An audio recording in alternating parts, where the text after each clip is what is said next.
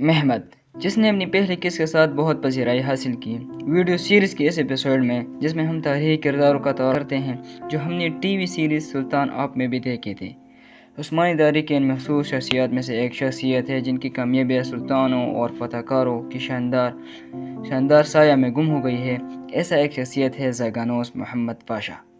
زاگانوس پاشا 1424 میں ترکی میں پیدا ہوئے۔ تو آئیے ان سوالات کا جواب دیتے ہیں کہ تاریخ میں زاگانوس پاشا کون ہے اور اس نے کون سے اہم فرائض ادا کیے ہیں۔ زاگانوس پاشا کی کہانی ایک شاندار سفر کی طرح ہے جیسے میں آپ کو عثمانی سلطنت کی زیبائی اور قوت کا احساس ہوگا۔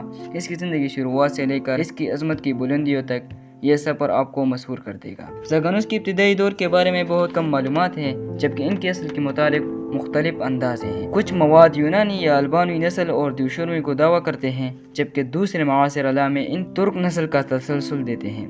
اب یہاں پر سوال آتا ہے کہ زاگانوس پاشا کون سی نسل سے تھے، تو میں آپ کو بتا دوں کہ زاگانوس کو دیوشرمی نظام کے ذریعے بھرتی کیا گیا تھا اور وہ جنسیروں کی صفوں میں بڑے تھے۔ خیال کیا جاتا ہے کہ وہ اصل میں البانیہ نسل کے لوگ تھا۔ بعض ذرائع نے اس کا ذکر البانوی نسل سے کیا جیسے سکندر بیگ یا حمزہ کسیوتی۔ ذرائع کی اکثریت سے ایک البانی کے طور پر بیان کرتی ہے جسے میں چھوٹی تعداد سرب یونانی، جنوبی سلوی یا نامعلوم اصل سے ہوتی ہے۔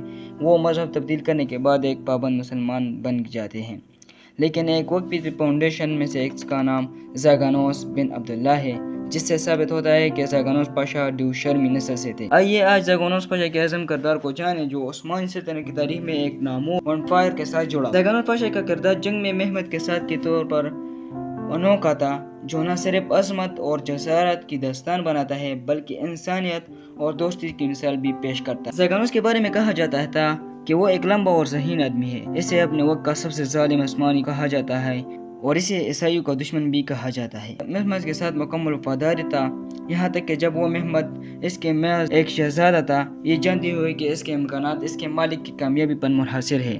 زاگانوس ایک سپاہی تھا جس کا ماننا تھا کہ سلطنت عثمانیہ کو ہمیشہ پھیلانا چاہیے تاکہ دشمنوں کا توازن برقرار رہے۔ وہ اپنی جنگی عقائد کے لیے جانا چاہتا تھا اور اس نے 1453 میں قسطنطنیہ فتح کے سقوط میں اہم کردار ادا کیا۔ وہ محمد ممتاز عثمانی فوجی کمانڈروں میں سے ایک تھے اور ایک وقت میں سلطان کے مشیر، سرپرست، ٹیوٹر، کونسلر اور محافظ۔ پاشا نے عظیم وزیر جندرالی اور خلیل پاشا کے خلاف سیاسی مخالفت کی جو اس دور میں 1446 میں بوکوک ٹیپے کے انتہائی طاقتور پوزیشن میں تھے۔ بغاوت کے بعد جس کا آغاز جنیسریز نے جنداری خلیل پاشا کے زیر اثر کیا تھا، مراد کے تخت پر واپسی کے بعد فتح سلطان محمد کو مانیسا کو گورنر کے طور پر بھیجا گیا جبکہ زاگانوس پاشا جسے وزیر کے عہدے سے برطرف کر دیا گیا تھا اس کو بالاکسیر بھیج دیا گیا۔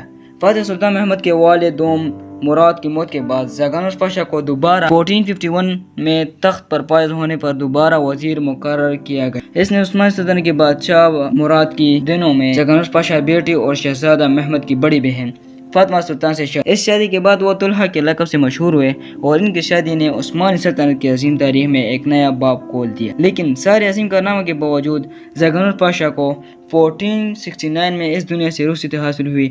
وہ اپنی خدمات اور عظیمی کے ساتھ اس دنیا کے مکمل ہوئے لیکن ان کی یادیں ہمیشہ عثمانی تاریخ میں زندہ رہے گی۔ والسلام۔